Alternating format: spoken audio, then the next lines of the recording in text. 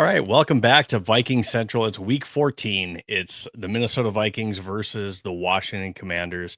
And this week for the Vikings pregame show, I have with me a special guest that you may know from Vikings territory. So, our special guest today is no other than Dustin Baker. He's an editor at Vikings territory. If you want to follow him, you can follow him on X at Dust Baker. And if you want to check out Vikings territory, they're also on X, which will give you the links to their website and everything else. X at Vikings territory. Something also cool about Dustin Baker that we'll bring on too, and we'll bring up and ask him a little bit about is he's also an author. He recently this summer wrote the book, The Motor Route, and you can get it on Amazon for $14.99. So if you're interested in Dustin's book, go ahead and check that out as well. So with no further ado, I'm going to welcome onto the stage Dustin Baker. Dustin, how we doing? Not bad, sir. How are you? Doing great. And like I said, you're the editor at Vikings Territory. Do you want to tell us a little bit about what you guys do there at Vikings Territory as well? Yeah, absolutely. I mean, we cover the Vikings from head to toe. It's not the most fun assignment in this current landscape in the last Hmm. 2 weeks or so, arguably longer. But we've been going strong for my goodness, about 8 years now. The site started around or came to shape in about 2017, 2018. And yeah, we dissect the Vikings from absolutely every angle, especially in the off season, free agency, the draft. That's kind of the most heavy traffic time for all NFL media, believe it or not. So we're getting through it right now at 4-8. The Vikings have to win every single game and have the Packers lose every single game in order for them to get into the postseason. Also, a translation that won't really happen, but nevertheless, they'll play the Commanders tomorrow, who are also going nowhere. So for the first time in 12 years, at this point on the calendar, we have a somewhat meaningless Vikings game, and it's kind of sad. Well, it is somewhat of a meaningless game, and we'll talk into that. I think there is some hidden stuff and some reasons to watch, which we'll get into a little bit more. But now, if any of you are following us on X, YouTube, or Facebook, please make sure that you send your comments and questions. So basically, you can be featured on the show with Dustin and I. We will answer them the best that we can, and then also make sure that you're following us on X, YouTube, Facebook, TikTok. And then if you're not already, please go ahead and check out our Substack. If you're not already reading it, I have an article that I shot out today talking about the Commanders and Vikings. And the topic is who wants or needs the win more, which Dustin and I will talk about a little bit more as we get into this podcast. But before we do that, I do need to thank our sponsors that we have. First, starting off with That's Badass Wood Art. Every week, Luis is coming out with different giveaways with art that is Vikings centric. So go ahead and check him out. That's Badass Wood Art. You can find him on X's where he's doing the giveaways. And that's Badass Wood Art. Use code VC15 to receive 15% off.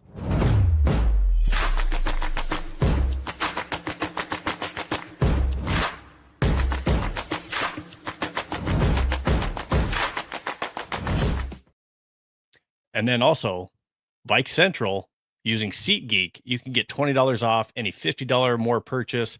So if you're going to any more Vikings games this year or this Sunday, you're still looking for tickets because there might be some out there yet. Now, the way that the Viking season has gone, you can use code Vike Central, get that $20 off any $50 or more purchase. That's good for any concerts or events as well, too. And then, of course, up in the right corner, Homage. So homage.sjv.io/Vikings. That's just another way that you can help support us and check out the awesome set of clothing that they have for all different professional sports teams, but especially the Minnesota Vikings.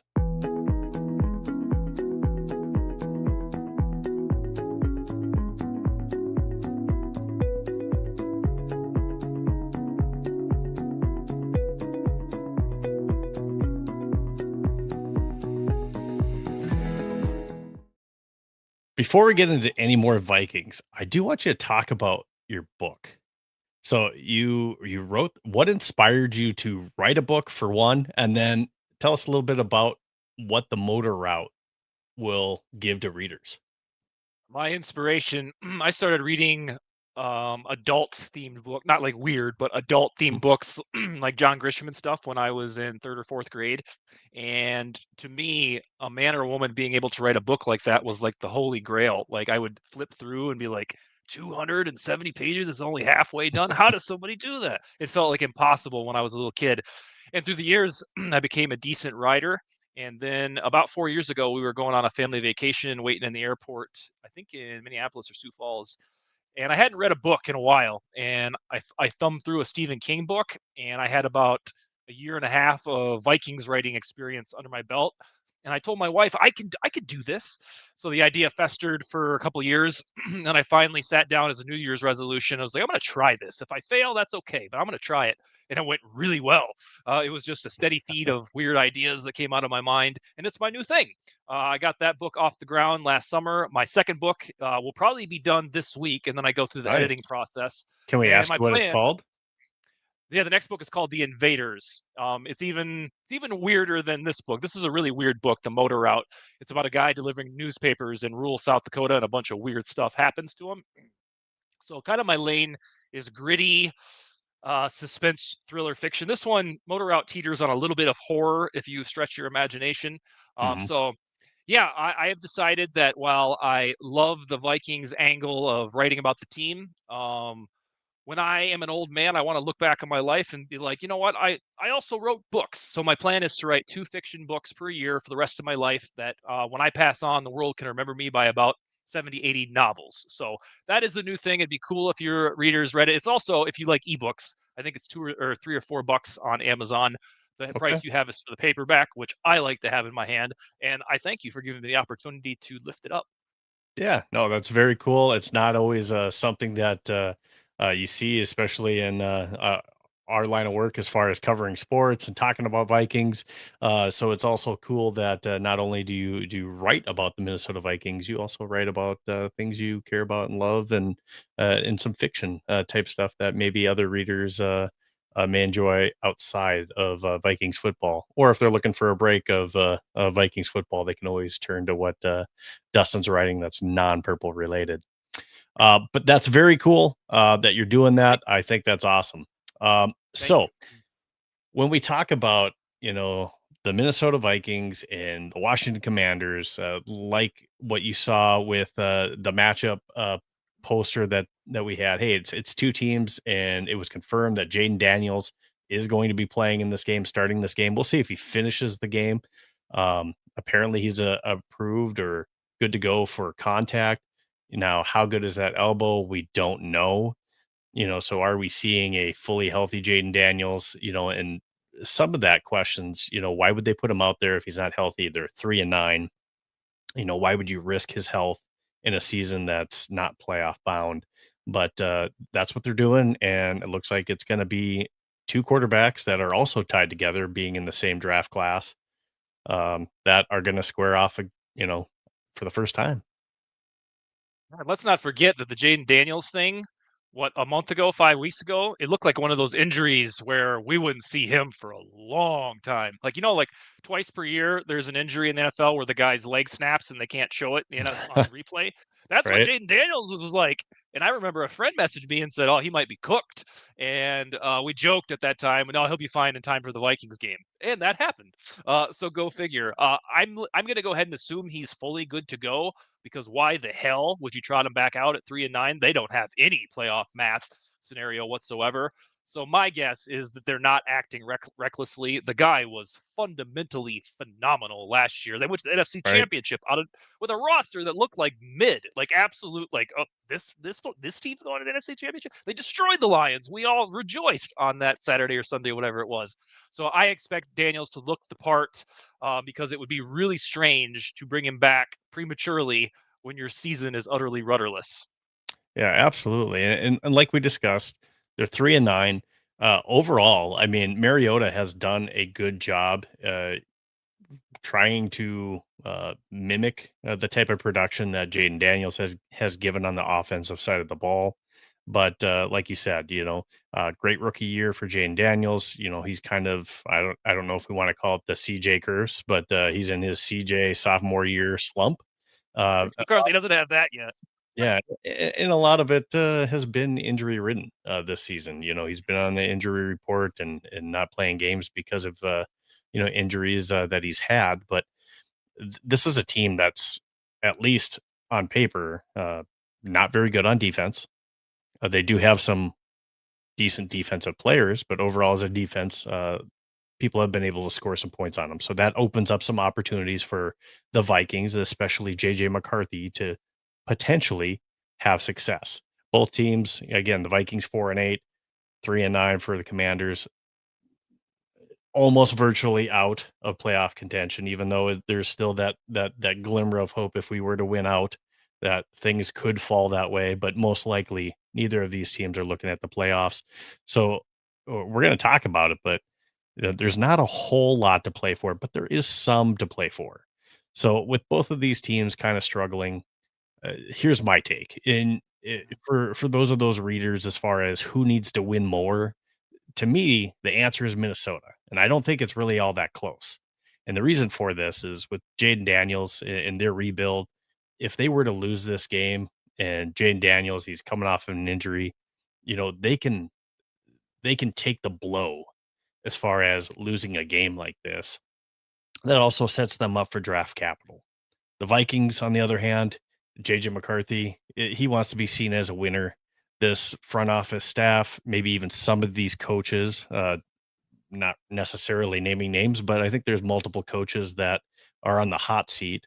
KOC is not one of them in my book, but front office Quasi as well. I would say maybe on the hot seat. So trying to get a win, showing that we have some juice, showing that JJ is maybe still a good choice at quarterback, not only drafting him, but hey, he can develop. So showing something.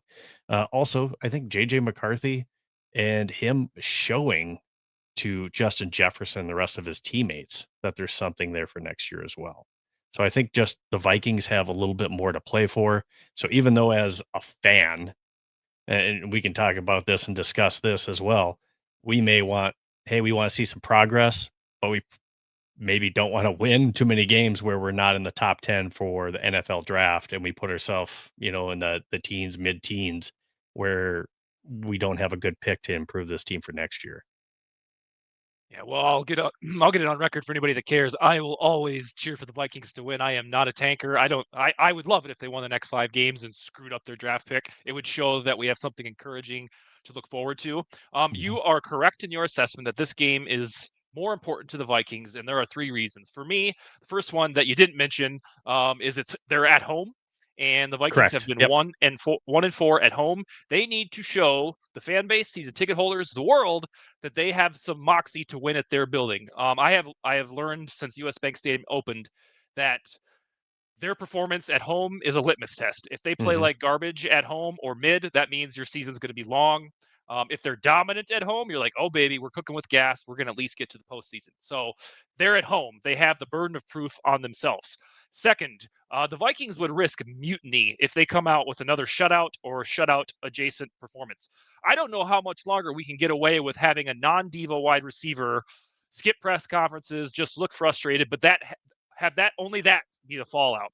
Like Mhm. Justin Jefferson is a very good guy, a good human, and so far you could tell he's just pissed, but he's not screaming to high heavens about the incompetence. So even if the Vikings lost, if they put up like 34-31, I think Jefferson would be like, "Ah, damn it, at least we're going in the right direction." But I will say if we see what we've seen in the last 2 weeks against the Packers in the second half, which was unwatchable, and then which was even worse somehow with Max Brosner from this school against Seattle. It's going to be real scary and sad what the fallout will be if it's more incompetence on offense. And then you are correct on JJ McCarthy.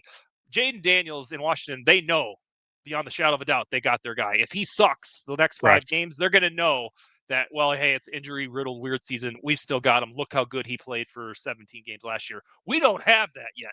Right now, we're balancing this tightrope of trying to figure out, do we need to be patient with a quarterback's development? Or do we really have one of the worst quarterbacks in human history? That's how he is playing by the numbers. It's like him and Jamarcus Russell in the last 15 years. So I am like the leader of the charge with patience on a rookie quarterback. but I'm also paranoid that with all the injuries and then just like utterly miserable performances at times, that McCarthy might be a bust. Like Yeah. about 1/4 of all first round quarterbacks certifiably bust. We're talking Jake Lockers and Brandon Whedon's. I'm not even including like Blake Bortles, who was great for one season in 2014. So I'm paranoid that we might have one of those on our hand. In that vein, McCarthy in these last 5 games, for the love of God, has to show the knack to complete basic passes and show that he's functional. Right. We got an ownership group that wants to win now, and that's kind of the vision that Kwesi Adofo-Mensah has sold. I think probably them, the players and the fans, that competitive rebuild, right? So these 5 games are pivotal in the fact of we have some bigger contracts that, depending on how these last 5 games turn out, that decisions are going to be made on those individuals of whether, are we going to be competitive, or are we in somewhat of a reset? And I don't think we can fully go reset, because I think if we do that, we're going to have an issue with our main star, which is Justin Jefferson. And I don't think that is the message that at least the GM in the front office wants to send, at least to Justin Jefferson, that we're on a full on rebuild, um, by giving away, the farm next year. We have some cap issues that we're going to have to look at no matter what. Some different players that are maybe not going to be with this team next year. But overall, uh, this team has more to play for these last 5 games than the Washington Commanders, in my assessment. And sounds like you agree with that. We do have, like I said, if you have any questions for Dustin and I, please drop them into X, YouTube, or Facebook. And the first one we got, King of Yo Mama on YouTube, says, "Hi guys, hope you're doing well. I have 2 questions. Why isn't KOC sitting JJ McCarthy until he learns the system better? For example, he says the Packers sat Love for 3 years and KOC seems very indecisive." And he's got a second question, but let's look at this first one first. So why isn't KOC sitting JJ McCarthy until he learns the system better? Well, for one, we don't have that requisite type veteran quarterback that was brought in early, that we could have done that with. At the same time, he sat all year last year. And I think in Vikings training camp last year, there were at least talks that, hey, there could have been a battle between him and Darnold. Now, fast forward, at least in training camp, we saw glimpses of him playing well in training camp. So I think the bigger question is, why wasn't JJ McCarthy playing more in the preseason? You know, um, or did you misread your hand? Basically, did you misread how far along JJ McCarthy was? I think that's maybe the better question in this, and why we didn't do that. And I think they thought JJ McCarthy would perform better than what he has. Dustin? On the Packers model, if the Vikings had a top 10 quarterback of all time, like Brett Favre or Aaron Rodgers, I can guarantee you JJ McCarthy would be sitting on the bench and learning for 2 or 3 years. We don't have that luxury. We never have that luxury. And it's also worth noting that the Packers are the only team that ever does that, just sits and marinates a guy for 3 years. It's great if you can get away with it. The only way you get away with it if you have this just perk of having prime Aaron Rodgers. So you can't put the toothpaste back in the tube. JJ McCarthy is out. Maybe that would have been a cool plan now that we know what we know. I fully endorse McCarthy starting this year because I didn't think he'd play like an idiot. I thought he would be average at worst, and that hasn't been the case. He's been quite bad. On KOC being indecisive, I think even he is surprised that McCarthy doesn't translate from practice to the game field because I refuse to believe that Kevin O'Connell behind the scenes would practice with JJ McCarthy and then sabotage himself and be like, well, this guy sucks, but I have to play him. Like, I just don't think that's what's going on. And so I think with McCarthy, there is like when the lights come on, like he gets scatterbrained or something spooky happens with him where I mean even Jefferson said like a week and a half ago McCarthy does all these throws in practice, so we're waiting for it to click. That gives me hope that maybe it will with McCarthy. My grievance with Kevin O'Connell is that he doesn't run the football. It's mind-boggling Same. that you would have absolutely miserable quarterback performance, especially in the last month, and then you don't run the football. Like as soon as the Vikings get down on the scoreboard by a single point, 2 or 3, you could put a stick of fork in the run game. They're done doing that. They're going to start passing it. And I just don't understand it. The Vikings have 4.6 yards per carry this year, which is 11th best in franchise history. And when things get a little murky, you rear back and throw the ball with like historically bad quarterback performance in Max Brosmer and JJ McCarthy. So if there's anything about Kevin O'Connell that I would change, it's for him to do an introspective this offseason and for the love of God, run the football Mhm. because that has worked. And he's not going to go anywhere ever in the NFL if he doesn't commit to running the football at a normal clip. He doesn't have to be Zimmer from 6, 7 years ago, but he has to do it at an average clip, like, 45% of the time. Doesn't even bother doing that. Yeah, and we've seen how good this offense, or at least uh, running it efficiently when it's a balanced offense with running with the ball and sticking with the run like we did in the Lions game. It was a balanced run attack mixed in with the pass. Now, obviously, in that game, it's not like JJ McCarthy threw the lights out. He had roughly 143 yards passing, so nothing spectacular, but we had almost the same amount of rushing yards, which helped to balance that. And the defense wasn't having to be on the field right away. You didn't have as many three and outs, and the time of possession wasn't skewed as crazy as it has been lately. King also says, good point on what we just talked about, but says, how did KOC misread JJ McCarthy's readiness so badly? And again, I think you just don't know until you actually get live action. And I think part of that mistake, and I think is on KOC, is, you probably should have played him more in the preseason. Like we saw even other teams. We even saw Joe Burrow play more in the preseason to knock the rust off. And I don't think it's helped that he's had a couple different stints during the season where JJ McCarthy has missed like 8 games this year. That doesn't help as well. When you're in for a few games and then you're out for a string of them and then you're out again. You're in and then you're out again. I don't think that helps as well. Now, the second question King had was, why does Kwesi Adolfo-Mensah still have a job? And um, I would say this, I think, he just got an extension. And I think a lot of that had to do with, hey, you had success as a team. Now, that's not necessarily a product of, definitely not a product of his draft selections. But I think what the team was able to do, we did have some successful picks in the form of, say, a Donovan Jackson that was successful for us. We did have Jordan Addison, which was a successful pick as well. So there has been some positivity in there, but for the most part, and we're also seeing Dallas Turner. That may be a really good draft as well, but for the most part, Kwesi has missed on a lot of different draft picks of people that were not on this team. You can also say, hey, that the trade for Adam Thielen didn't work, and we gave up more draft picks for somebody who wasn't on the field and isn't even going to finish the season with us. But ultimately, they gave him an extension. I think it's still going to be hard, even though uh, there is probably some justification for maybe himself and some others to be on the hot seat in a decision to be made in the offseason. I think it's tough when they just have success with a 14-3 season for him to lose his job during the season. What Yep, do you think, Dustin? Kwesi Adolfo-Mensah has a job because on his watch, the Vikings have the NFL's seventh best record, and he competitively rebuilt the team, or so we thought.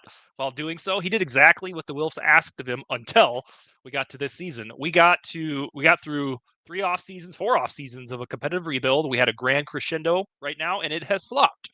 So it was within bounds for him to be extended last June, which he was, and now his extension money hasn't even kicked in yet. That'll start when we get to the off season. That'll be fun. Right. And he threaded the needle like the Wilfs asked him. The Vikings never rebuild; they always try to thread the needle. And here we are. The drafts are undeniably bad. The first one, especially the second one, had Addison, and then it seems like it's gotten better.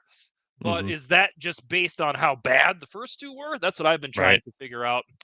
My big thing about Kwesi, because there's been a lot of Kwesi hate no matter what in the last couple seasons.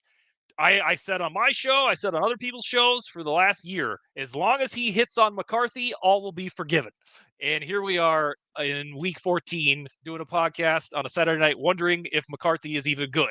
So right now, to me, Kwesi is on the hot seat. I think as a prediction, they'll give him one off season to fix it. I don't think they'll allow him to draft. Let's say McCarthy is just total trash for the next 5 games. I don't think Kwesi will be allowed to draft another quarterback in round one. I don't think the Wilfs will allow that. They'll tell him, I agree. yep, tell him you got one off season to fix this, homie. And if we get to Halloween next year and we're 2-6, 2-7, you guys are all gone. That would be how I think this goes down. Mm-hmm. Thankfully, I keep thinking this when I get down to the dumps on this team. To me, Kevin O'Connell and Kwesi Adofo-Mensah are two of the most thoughtful leaders in the NFL. I don't think that they will stubbornly cling to what they have done and be like, nope, screw you. This is what we're doing. They're pretty, I don't know, reasonable guys. Like they should realize, God, we screwed this up. Like, let's fix it. There's a lot of people, like, whether narcissists or like, there's a lot of people in NFL front offices that would double down on what they've done. I don't think the Vikings will have the personality to do that. I think they will realize that this has flopped at 4-8. That gives me hope. Otherwise, I firmly agree with anybody who says that Adofo-Mensah is on the hot seat. Now, King, it's always going to stick with us on the fact that we didn't pick up Hamilton at 14, and we made the trade with the Lions. They get Jameson Williams, and then we trade back, and we end up with Lewis Cine.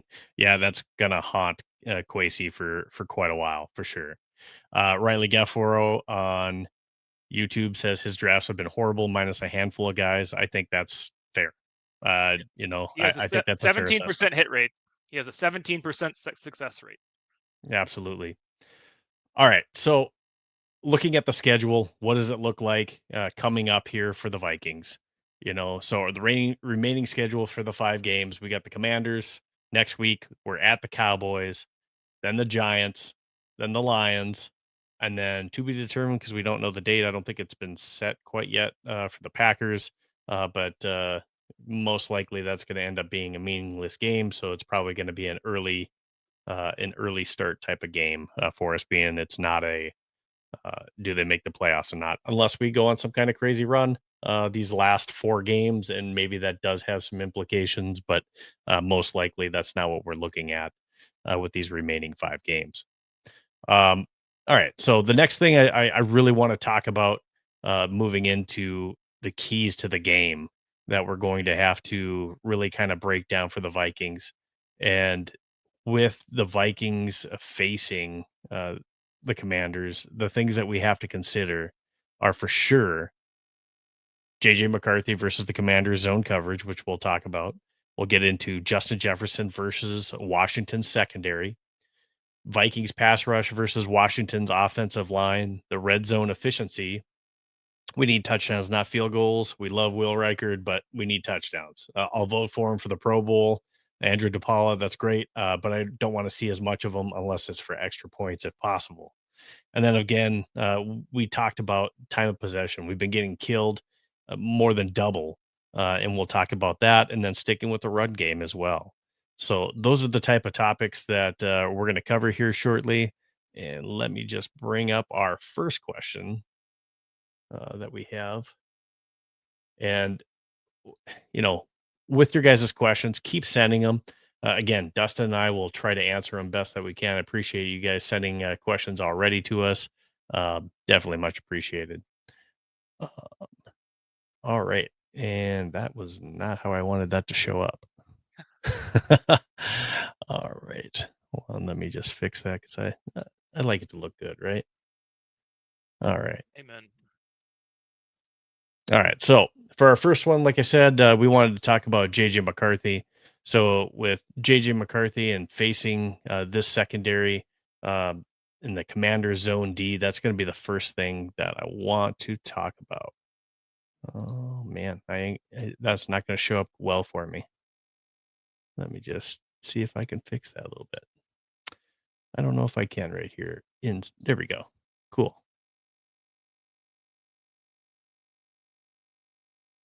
All right. Sorry. Trying to trying to make this look good for us. All right, so JJ McCarthy versus the Commander Zone D. Now, I think JJ McCarthy, there's some things that we need to see from him in this game. This isn't about wins and losses necessarily anymore for the Vikings. It's about seeing progress with JJ McCarthy. We need to see him be able to process plays a little bit faster, make decisions, have better pocket command, in the presence. If he's got guys on him, he needs to be able to make smart decisions with the ball, such as getting rid of the ball and not taking sacks, and then being able to, continue those drives and not have stall drives due to taking those sacks. Accuracy, we know that's been an issue. Being able to complete those open passes to receivers with touch if needed. And then again, the proof that just the game isn't speeding up on him. So KOC talked about him, maybe just playing like JJ and playing free, so we'll see what that looks like. And I think they just want him to play his game and not think so much about the mechanics and just worry about reading the defenses and making the pass, making the completion. So, when we look at what he needs to do with that secondary, he needs to be able to identify those pre-snap rotations that Washington's going to give him and be able to hit his intermediate windows to wide receivers. So I do want to see him not just drift into check down mode in the game. If the shots are there, I do still want him to trust his receivers and take a shot if they're there. But this is a mental test as much as it is a physical one, is what I wrote today for JJ McCarthy. And that's what he'll face, I think, against the Commanders zone coverage. Dustin? Yeah, Kevin O'Connell kind of strangely this week to me walked back what he had been saying for the last 3 weeks. He had pounded home the mechanics and footwork for McCarthy. And then we got to this week and he was like, you know what, we're just going to let him go be himself. So I don't know if that means leg whips like McCarthy does or those somersaults that he does when he gets sacked. Like if we're just going to see unadulterated McCarthy, which is the whole experience. That's what it feels like. They just want to see what he can do when he's left to his own devices. You can certainly take the onus off him if you run the ball efficiently. I think Aaron Jones is fully off the injury report. You'll have Jordan Mason. But yeah, we need to see from McCarthy that baseline of a completion percentage. Like we're begging for 60%, and that's not even good, but that's a lot better than 54 or whatever he's at right now. So I would be elated if he recognized his checkdowns more so than takes shots, because it feels like the Vikings have just used their regular offense for a lot of the season that they would have used for Sam Darnold and expected McCarthy to know it. And there have been times where McCarthy has made fantastic plays late in games, and we're like, oh my God, that's why we drafted him this high. But overall, I want McCarthy to get in a game flow, a rhythm. And I think a lot of the Vikings would be success would be getting an early lead and just staying above on the scoreboard. That way we're allowed to run the football. So I do think there is a path for McCarthy to play well, but you'll hear when we get to the prediction time, like I just need to see it before I can believe it. I'm sick of like it always feels like when McCarthy we're waiting for something. Oh, he's a first round pick. We have to wait. It's preseason time. Oh, he tore his meniscus. We're waiting for that. Oh, he's concussed. Now we're waiting for him to come back. We're waiting for him to turn the corner into a competent cornerback. Here we are waiting again for him to do something that gives us encouragement for the future. Absolutely. So, with JJ McCarthy, we want to see if he is the guy for the future. And the only way for us to be able to do that is to see him play on the field and have some success. And luckily, he's playing a Washington defense that can be had in the secondary, and it's possible for him to have some success. Key number two that I talked about and that I wrote about today was Justin Jefferson versus a Washington secondary. And like I said, this is a secondary that Justin Jefferson and JJ McCarthy should, in my opinion, kind of force feed him early. Not only is that gaining confidence for JJ McCarthy, that's also getting your star player motivated in the game, generating energy for your star playmaker. Get the offense going that way and get him involved early. Having that connection between the two to where he has confidence, not just in a post game or during the week type interview, but during the game. You want to see your star invested and not frustrated on the sideline. So I think getting him going early is crucial, especially against a secondary that I think we should be able to take advantage in the passing game. And this should be like a really like the most like imagine doing the show last year. We're talking about that. Just get Justin Jefferson some catches. Like that's where Mhm. we're at. Like do the most rudimentary possible thing you could do. Get your best player the ball. So I think that is a no brainer. Thankfully, as you've hinted about on this show thus far, the Commanders don't have like total gangbusters in their defensive secondary. I think their defense per DVOA ranks 27th or something. So that's like sixth worst. It's been getting better in the last couple Mhm. games.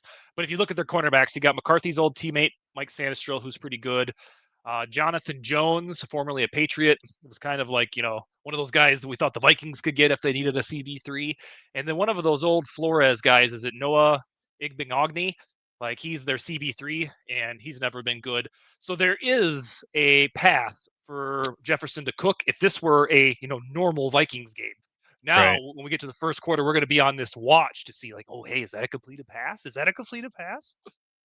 Yeah, and they kind of have like, some of the things that we're trying not to do as far as having an older defense, like a Bobby Wagner on their team that's still performing well at his age. But then they add some people. They have a Javon Kinlaw uh, that's playing at the end on the defensive line, and then they do have a young guy that maybe we were even possibly targeting with Deron Payne that also plays up front. So, I mean, they do have some names on defense, but as far as success that they've been having this year, they've struggled to have success in stopping the run game and the pass. So, I do think that is something that we can have some success where we can continue some drives and hopefully, for the love of God, have some success in the red zone. With one of the comments that we have, Riley wants to say, why does KOC dislike wide receiver slants? Yeah, I mean there has been definitely some calls for some shorter, quicker developing routes to be called for JJ, so he's maybe not holding onto the ball, maybe. And I don't know if that's necessarily the case as far as his reads and going through the progressions, but maybe if that's your number one type read, some more screens, maybe some slants, even just to build confidence with JJ McCarthy. Yeah, I don't know if he dislikes him, but I can tell you that at least seemingly as a fan base, that's what it comes across. But you don't know what kind of audibles are being called by JJ McCarthy. At the same time, we're frustrated. Running the ball. I would say the better question is why does KOC dislike running the ball? Yeah, and those are two pretty seething questions, basic things. It's actually the reason I laughed is it's been a joke for the entire O'Connell time between myself and some of the Vikings territory writers. I think we saw a slant in like a week, maybe it was against the Eagles or something, and we all messaged each other. We're like, was that an accident? How did that happen? I don't have a good answer as to why he dislikes slants. I just don't think they're his cup of tea. It doesn't make any sense. They're pretty basic things, especially if you Yeah. play video games. Yeah, I do not know why he dislikes them, but it's very evident that he does. Yeah, you've seen some other teams have some really good success with them, and that just doesn't seem to be something that is either being called a lot, or maybe that's just not the read that is you know being made by JJ McCarthy and the choice that he's making. Once he snaps the ball, so I'm not sure on that. Riley also asks his two question: why can Addison not catch anything? They Now I must be don't really know. good questions because there's no concrete answers. No, I really don't know because it seemed like even though there were some drop, for the most part in training camp, I mean, he was the best player out there with the plays that he was making. I think when he came back after the suspension, he came on strong in that Pittsburgh game, and that was buoyed by that long pass that probably should have been a touchdown. But yeah, I mean, he's had some drops where they've been bigger ones that are kind of unlike him that have hit him in the hands, and I think those are the more alarming type ones.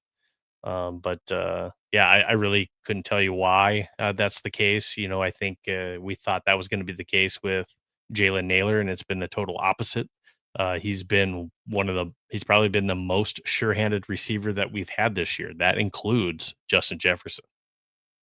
Yeah, I was just thinking back on that. I'll never understand why Addison got caught from behind on that one touchdown. There was also one where Isaiah Rogers got caught by like some white guy, like a special teams dude, and I was like, "How did that happen?"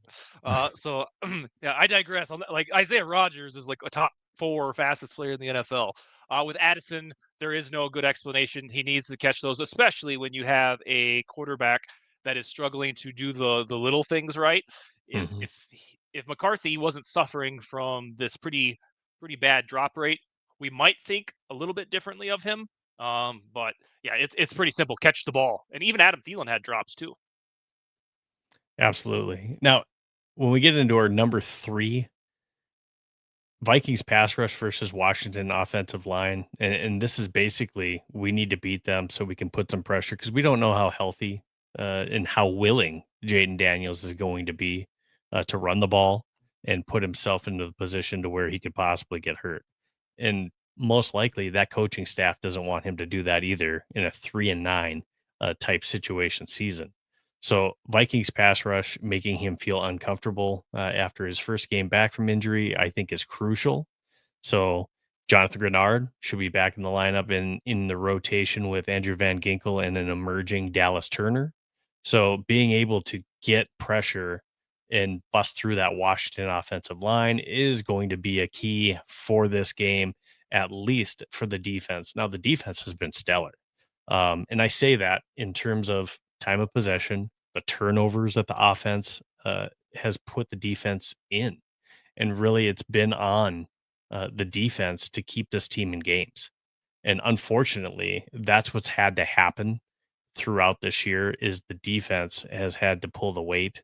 And, you know, we'll see what happens, but I think the defense will do a decent job in this game of keeping us in it. And it's whether or not our offense can make the plays to put points on the scoreboard. The defense will absolutely do that. And I keep saying and thinking, and this is not a popular take, I am convinced that the Vikings' problem is quarterback play. Like if we had Kirk Cousins and like 34-year-old Cousins right now, I think the Vikings would have a winning record.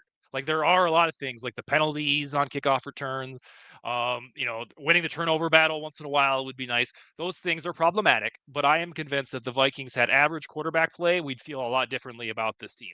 So the defense, A, will do well tomorrow, and B, they can. The offensive line is decent for the Commanders, but they have is it Josh Connerly? He's a rookie and he has not set the world on fire yet. And we have witnessed in living Right color tackle.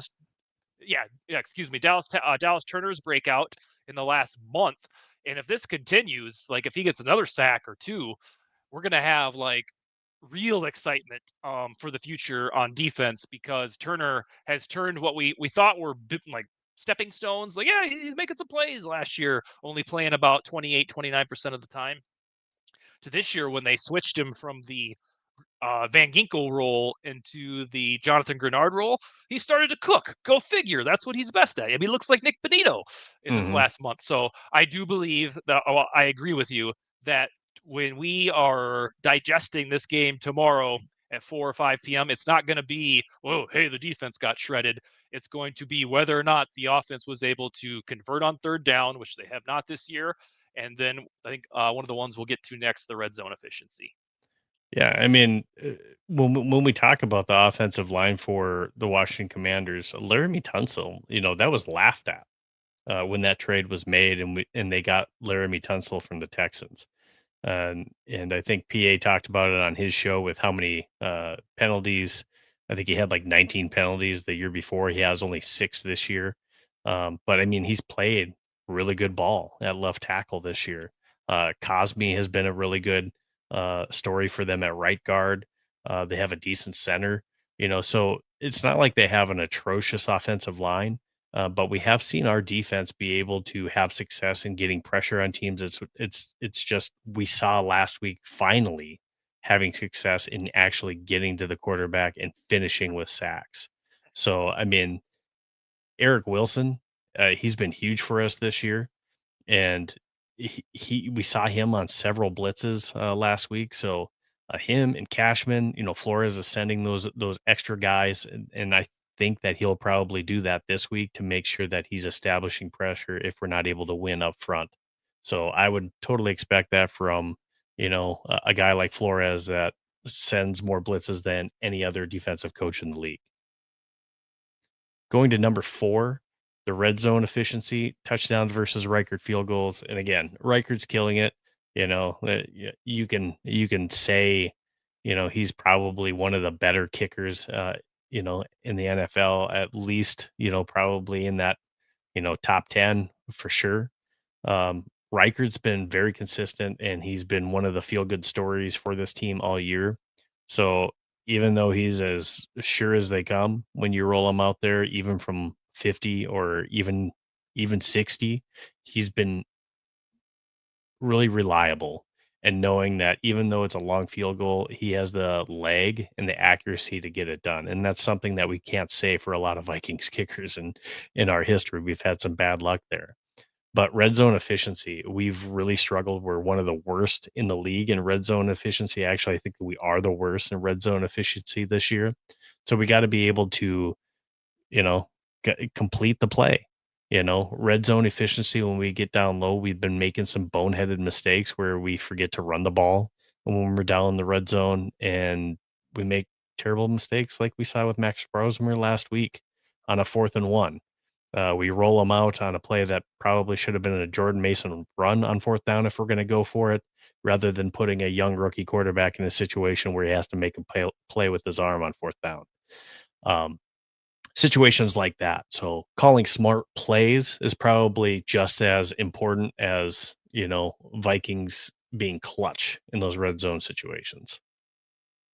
Yeah, the Vikings are scoring touchdowns in the red zone 54% of the time, which is like, I think it ranks 18th or 19th. It could be a lot better. If you want to know, like when you watch Eagles games, or they look like they're like, why is this team so bad? What's wrong with them? The reason that they still have a sweet record is because they convert touchdowns 77% of the time when they get in the red zone.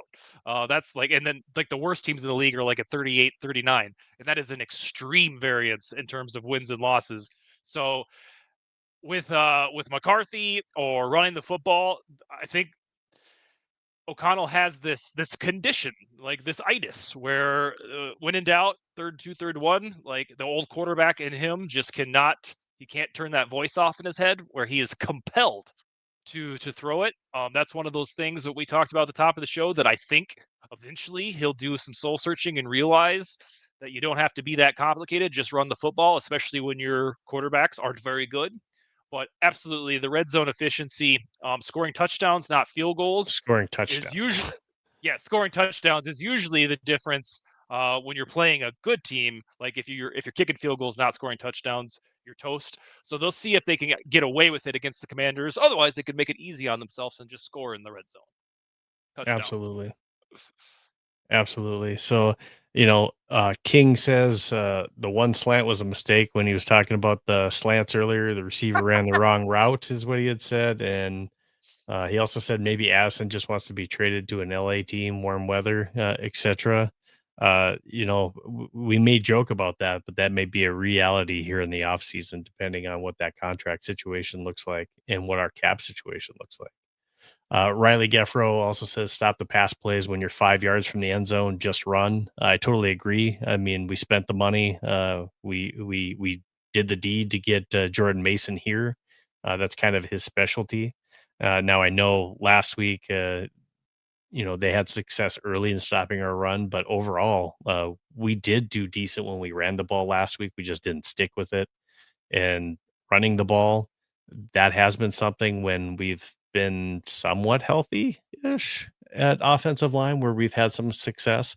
And when we look at this week, we still have Darisaw that's questionable and Donovan Jackson that's questionable. So we'll see. I don't know if Dustin, if you've heard anything more on whether or not for sure either one of those individuals is playing. To me, it seems like Darisaw is a lot closer to playing than Donovan Jackson is this week. At least he got in one full practice. He usually takes his Thursday practices off, but even if we get Darisaw back, that's definitely one of the key things. He's one of the most important players on this team. We've seen that when he's not in the game, putting Justin School in there has not been good for the time that our quarterbacks have had in the pocket. So, but yes, as far as like running the ball and having success there, absolutely. I agree. Stick with the run and to continue the drives instead of getting cute with passing plays on third down. We're one of the worst when it comes to passing the ball on third and fourth downs. So running the ball is probably more in our favor as far as the percentages go. On Wednesday, Kevin O'Connell told reporters like he made it sound like Darisaw is back and Jackson will not play. That's the way he made it sound like. And then throughout the practice Hmm. week, it's been 50-50 questionable. I expect Darisaw to play. I will be surprised if Jackson does. And then on running the football, beating a dead horse. I think I've written this once, and I was talking about it with some high school friends who are Vikings fans. Like it's such an easy ask to run the football. I've made this joke that we are asking Kevin O'Connell to go to the pantry, get a can of soup, pour it into a bowl, and microwave it. Like we don't need lobster stuffed risotto. Like just run the football when your quarterbacks aren't good. Like like it would be a totally different story if we also utterly sucked at running the football, but we don't. So it's that simple. Pour the can of soup into the bowl and eat it. Like that's all we're asking you to do. Like it could be that simple. And that is our number five, and getting with sticking with the run game, right? So time of possession. I mean, it's a lot easier to help maintain the time of possession, which also gives our defense a rest when you have the ability to have success within the run game, run that clock a little bit more, and again, extend drives to where they're not three and outs. We're punting the ball, and the defense is like, man, I just got off the field, and then they got to go back out there and try to prevent whether it was because of a turnover or whether it was a three and out. Our defense has been doing a good job. They've been the bend don't break. I mean, look at how many opportunities, off of turnovers last week that the Seahawks should have scored a heck of a lot more points than what they did. And we were able to hold them to field goals. And somebody could say, well, if we were doing really good, they wouldn't have even got field goals. We put them in really bad, positions. That's a really talented, if you take a look with them adding Rashid Shaheed, having JSN and Cooper Cup, and oh, by the way, they have a two-headed, dragon at running back with Walker and Charbonnet. Uh, that's a really tough team to stop, and they have, they're tops in the league in rushing. They're like number 3 in rushing, or sorry, number 3 in rushing. They're tops in the league with uh receiving.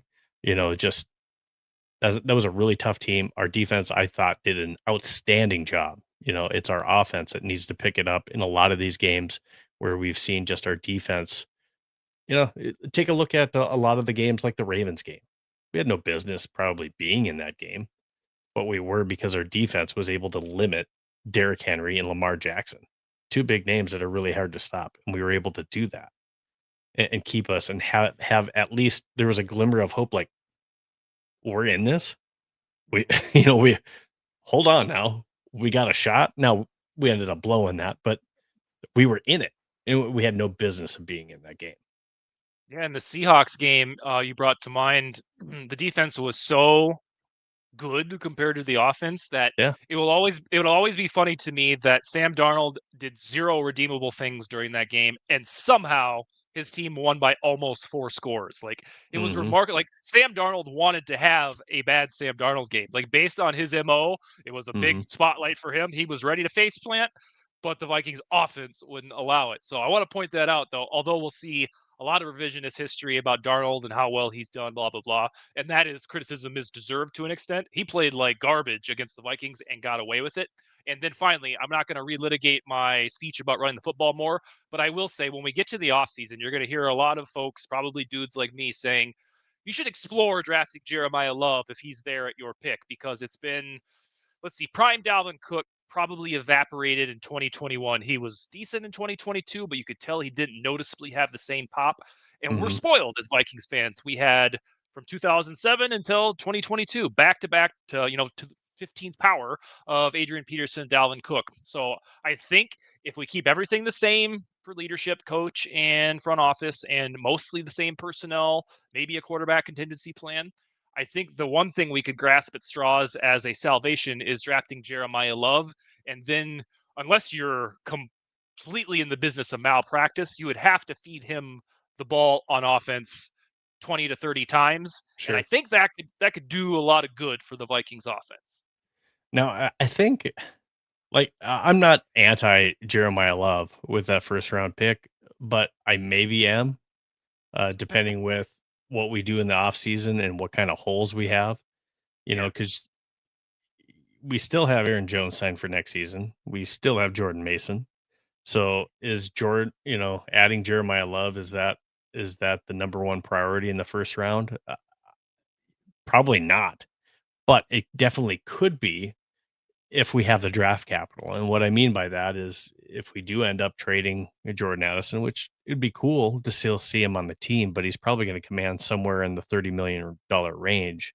So if we pick up another first round pick, say from a team like that's probably in the market for one, like the Patriots, that's probably willing to give up maybe a first and a third for like a Jordan Addison, and that might even be too high, but somewhere in that range where we can get at least a first for Jordan Addison.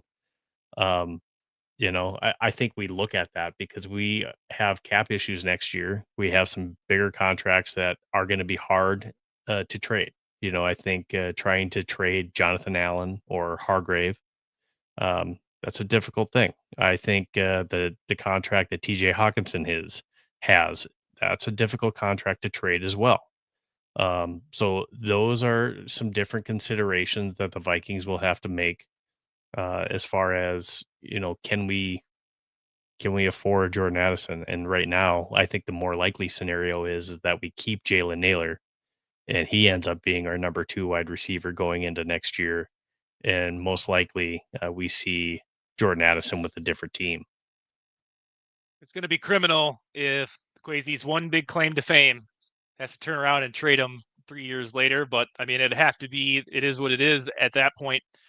For me, the Addison extension is going to come down to whether or not the Vikings need to invest money at quarterback, because I think there is a way to thread the needle.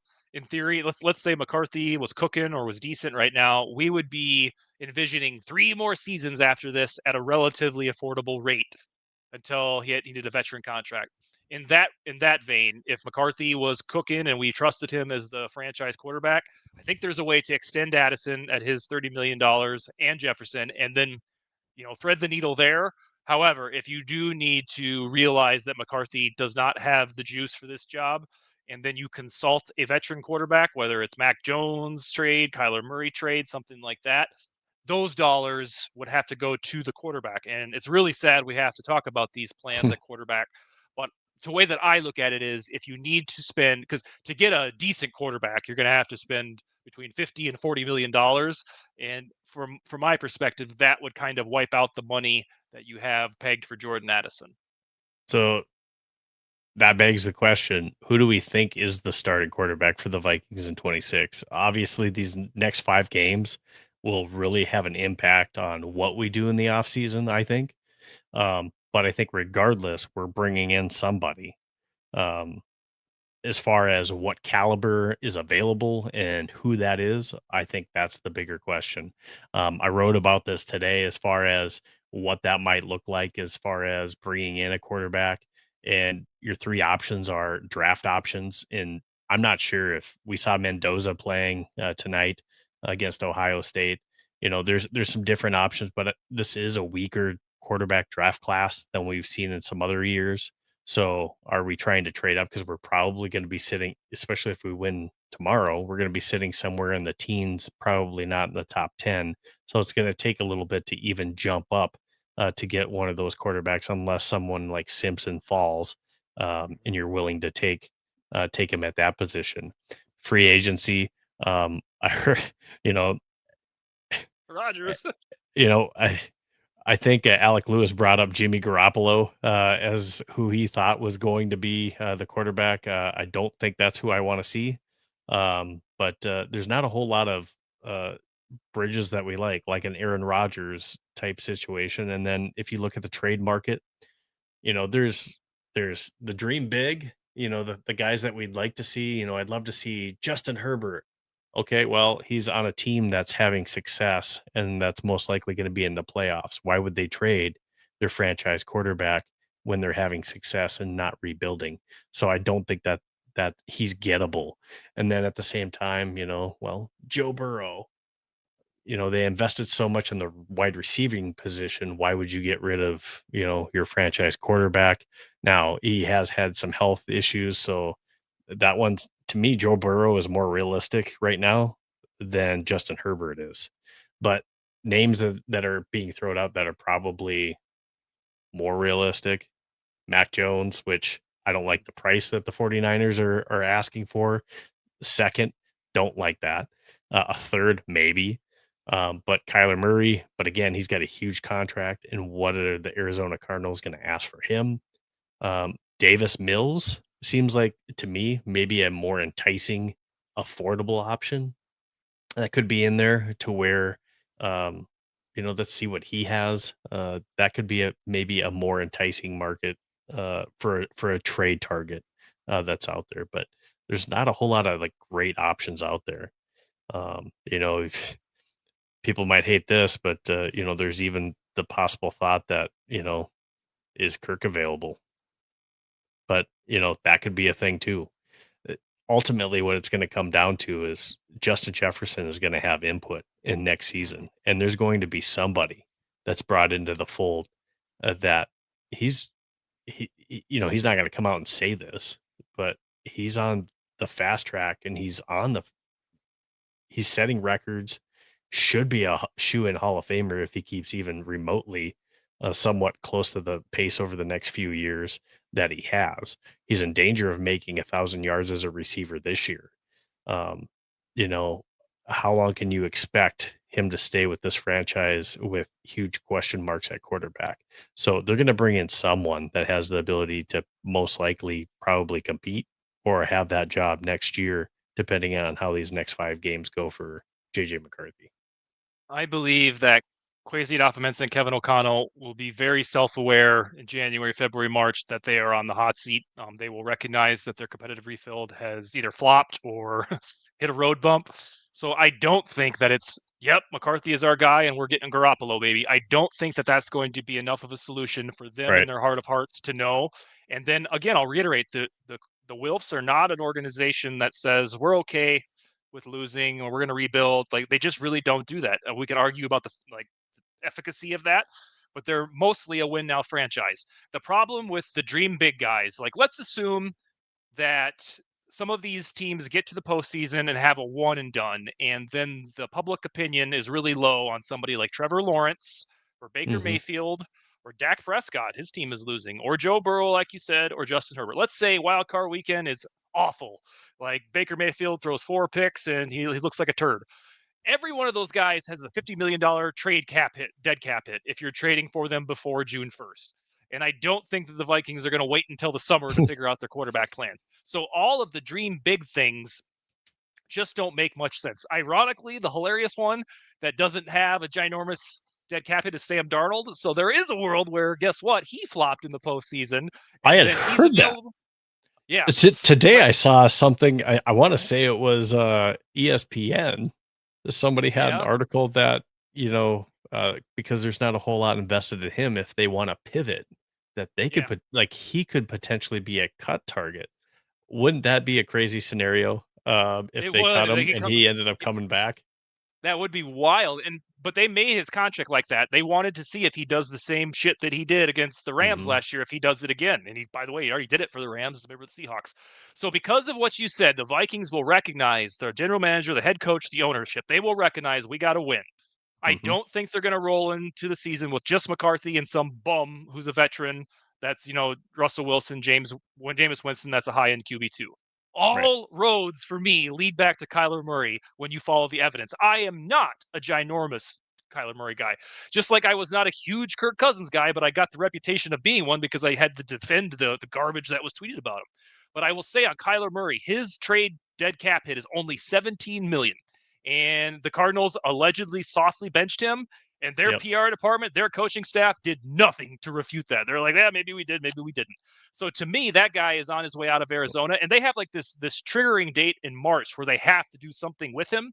So they're going to have this ticking clock. I don't think that he's going to cost like a first rounder or something. If they don't outright cut him, I think he can get got for a mid rounder. And I just keep the guy, and Kyler Murray grew up a Vikings fan. He said that on some Hmm. podcast like 3 or 4 years ago. So to me, all signs keep coming back to Kyler Murray for a team that will probably want to save face and get a QB1. And I think he's only 29 right now. He's the former, first overall pick, and I know that he's not like a to die for quarterback in Kevin O'Connell's setup and scheme, but he Yep. does complete passes, and that's what we need right now. So if I had to predict right now, I will assume that McCarthy doesn't light the world on fire in the next month, and we are doing the Kyler Murray debate, and it comes to fruition as the Vikings starting quarterback. On this episode of The Bachelor, it's not that, guys. It's not that. So so I see the comments. I'll read some of these comments. So you're hearing these names, and they're not the swimsuit model quarterback that you're dreaming of, that you have a poster on your wall, Hmm. because it's not out there. It's not available right now. It just isn't. I mean, you even talk about the Cowboys and Dak Prescott. They're seeing glimmers of what could be next year with the two receivers that they have, and success with Dak Prescott. And now they're starting to see their defense kind of come together with the different moves that they made at the trade deadline. So the Cowboys have their eyes set on probably being a spender next year, I think, Yeah. and trying to build off of that. Now, some of these comments that you're seeing, King says, "Yeah, for the draft, we've had enough running backs." I I wouldn't say not no to Love. I just think probably Aaron Jones is not here next year. If you're going to bring in somebody like that, you probably have to dump that contract. Um, Large Viking says Joe Flacco as an option. Um, he just doesn't that doesn't do anything for him. And if you're Justin, so you have to put yourself in Justin Jefferson's shoes. Does Joe Flacco move the needle for you? And I would say probably not. King says Simpson did not look good tonight.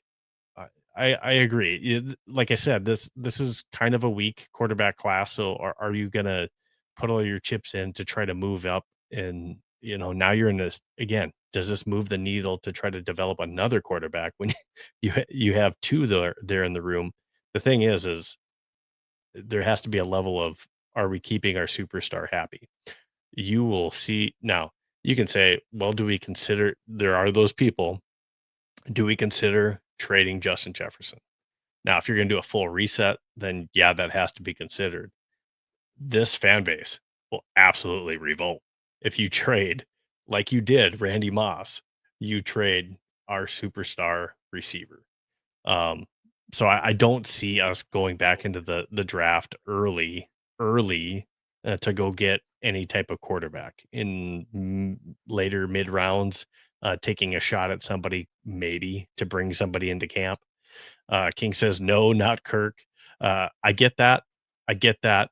Um, you know, but, at least that would be an individual that JJ has had success with, chemistry, um, and he has had success here. And I think still has a good relationship, I think, with the front office and most I players that are still here. I think Kirk is a guy you would bring back if McCarthy gets hot these last 5 games and looks like an absolute stud. Like, and we're like, this is our guy. And then you bring Kirk back in as the insurance. Yeah, I could see that happening, and I can see Atlanta maybe wanting to get that contract off their books. Finally, Uh, yeah. right? Large Viking says Tyrod Taylor, I think, is who he's talking about. That's a big no for me. I don't know where you're at for that, but Well, who cares? Like, I mean, respectfully, Joe Flacco, Tyrod, what are we talking about? Who cares? These are QB2s. We're talking about the solution for the Vikings at quarterback. And that's why, like, I mean, no disrespect to all the commenters, but those guys are a joke to me. Like, we're talking about getting this franchise to where it needs to be, whether it's McCarthy, whether it's a mhm. Kyler Murray trade, whether it's firing Kwesi and drafting another quarterback.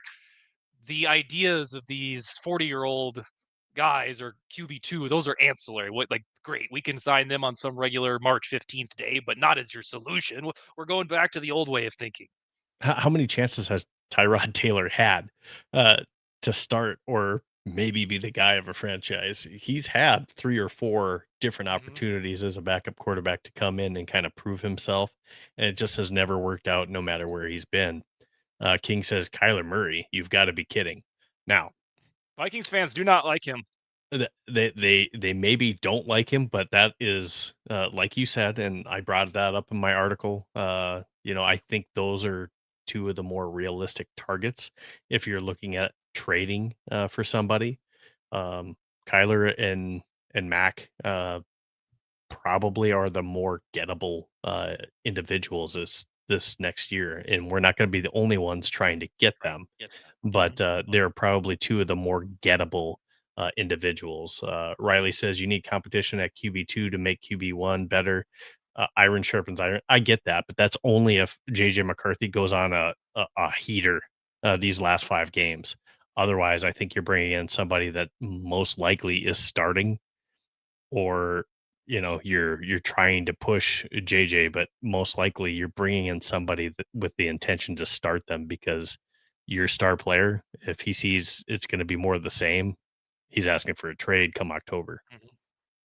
My King, my pal at Vikings territory, Yannick Eckhart, messaged me that Darisaw is going to play per one of the Schefter awesome. tweets. Mhm. Awesome. King says, "Can we drag Murray away from the PlayStation?"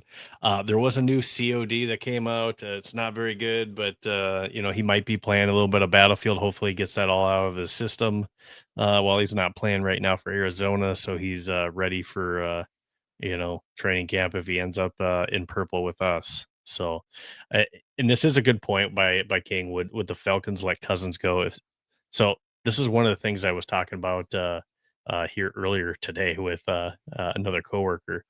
Penix is not healthy, and with him having that surgery, is he going to be ready next season? That could be a consideration. And I think they're in a similar situation than as we are. Maybe not as panicked, but a little bit Mhm. panicked with Penix because he has not looked good um, for the few games that he did last year and this year. I would say he has not looked particularly good overall.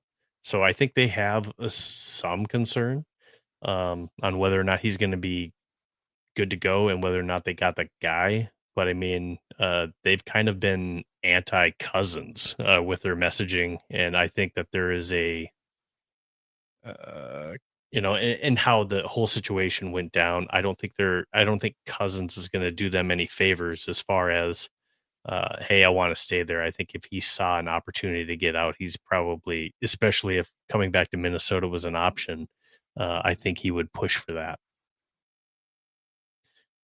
Riley says, agreed. I'm not ready to give up on JJ. And neither am I.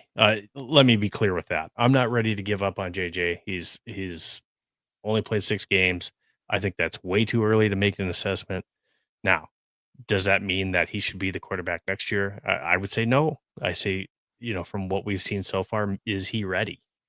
So these next 5 games, I think will set us up for next year. I think regardless, he's with this team next year. I think the better question is, does he start next year? And I would say most likely he does not. He's either being pushed for that. He's not given the starting job. Let me put it that way. He's either being pushed for it, or we bring in somebody that's a more veteran starter that he can learn a little bit behind before he's brought back in. What are your thoughts on that, Dustin? Yeah, I would if I had to predict that right now with him that I'm the guy that predicted Kyler Murray like 5 minutes ago. I keep thinking all roads lead back to Kyler Murray because of the money, the upside, and he's the only guy that would even quasi blend the fan base's request for Justin Herbert, Joe Burrow. Like you can't get those guys, but you can have Kyler Murray because, checks notes, he's going to be gettable this Hmm. offseason. Yeah, I until it's ruled out, I know he'll have suitors like the Raiders, probably the Jets. The who's who of who needs a quarterback. I can't see a scenario, even if McCarthy just looks fantastic tomorrow. I don't see where we go into the offseason with him as the for sure starter because his development has been so bad this year. I mean, I wish we were talking about staying the course and being patient on a guy who looks decent but doesn't put it all together. but it's just that it's questions about whether or not he can do the job at all. And that's why I'm so upset this season, is because I didn't think we'd be here on McCarthy's profile. Quick game I want to play with you, Dustin, and feel free in the comments to play with. Let's play Would You Rather.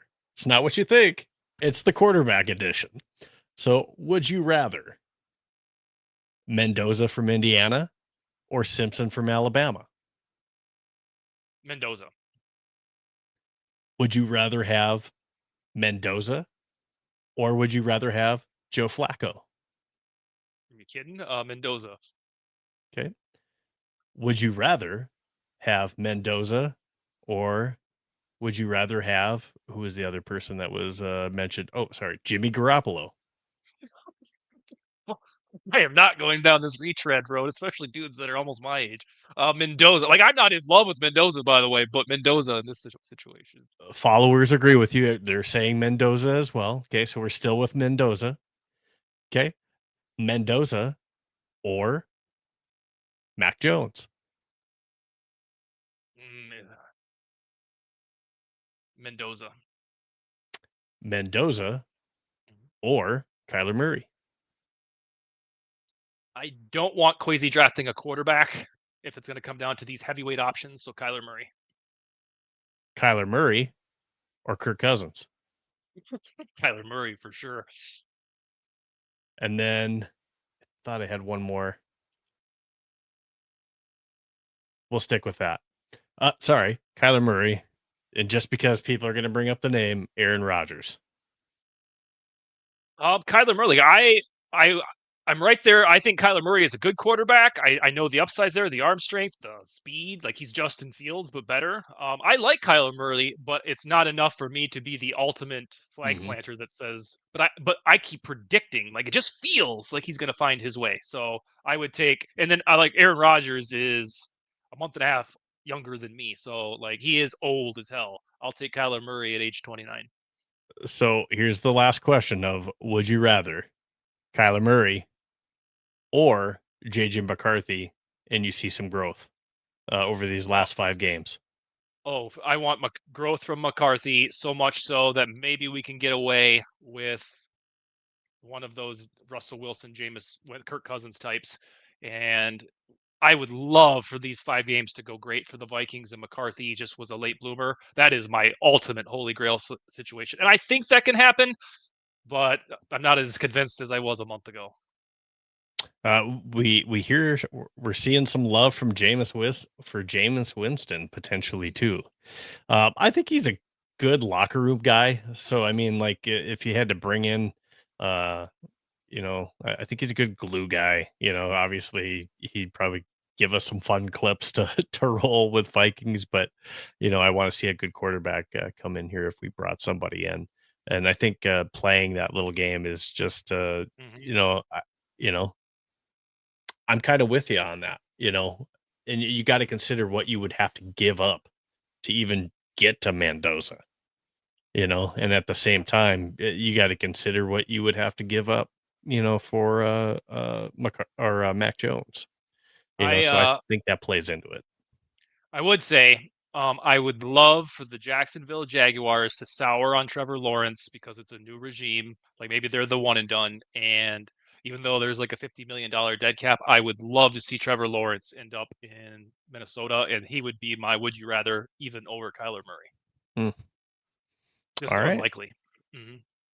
Absolutely. All right. So I mean, I might not be with you just because I'm very anti Trevor Lawrence, but Oh, are you? Okay, fair. That's fair. but no, just that I just again, he's had so many chances with Jacksonville, so many seasons. It feels like so far was this his Fifth. fifth or sixth, fifth This is his fifth. season.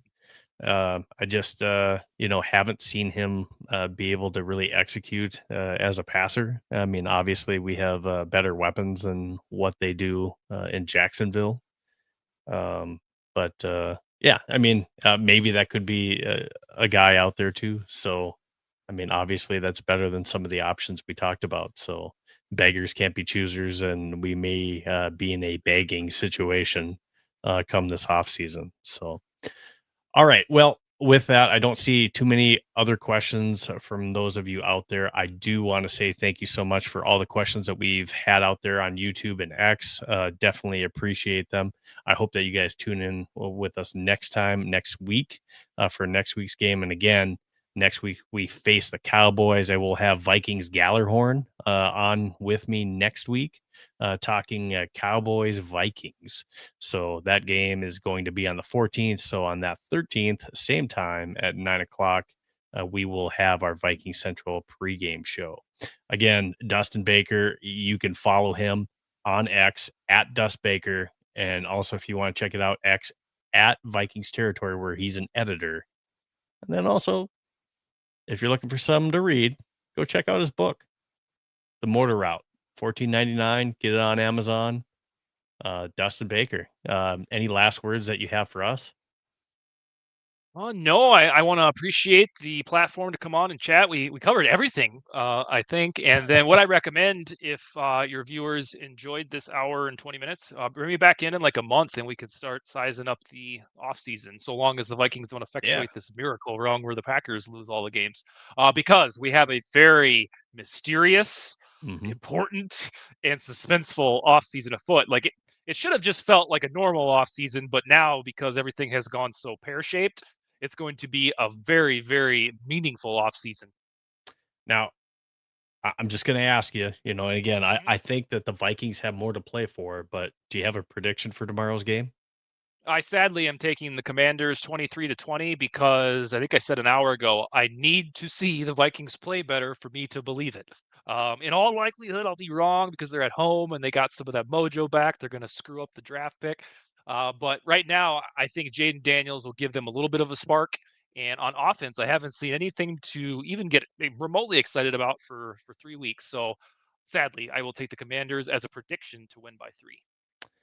I was leaning that way as well too, and then I decided, uh, as I was writing this article today and I was finishing up, I kind of talked my way Happens to me into too.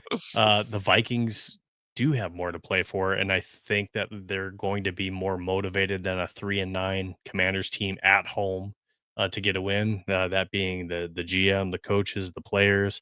I just think that they want this win more than the Commanders do. So for those reasons, I'm taking the Vikings to win this game 23-17. So that's my prediction that I have. Hopefully, and again, I never want to see the Vikings lose either. Obviously, I want a higher draft pick. You wish you could have all those things with JJ developing and Vikings winning, but that doesn't always work out and play out. In Vikings fashion, we'll end up winning enough games to be picking around 18 by by the end of this, right?